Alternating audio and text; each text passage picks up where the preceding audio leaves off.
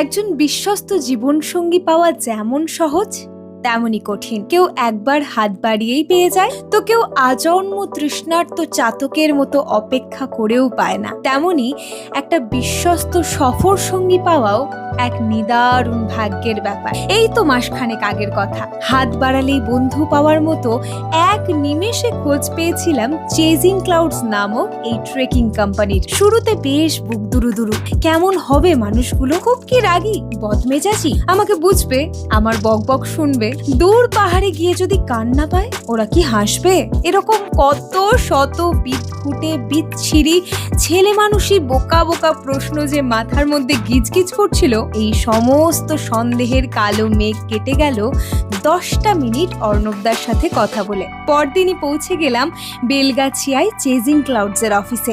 সেখানে তমগ্নদার সাথে সামনাসামনি কথা বলে ধূসর মেঘের বুক চিরে এক চিলতে রোদের রেখা দেখা দিল। একটা একেবারে সাদা পাতায় গোটা গোটা সুন্দর হরফে লেখার মতো তমগ্নদা আমায় ট্রেক বিষয়টা বোঝালেন, সাহস দিলেন।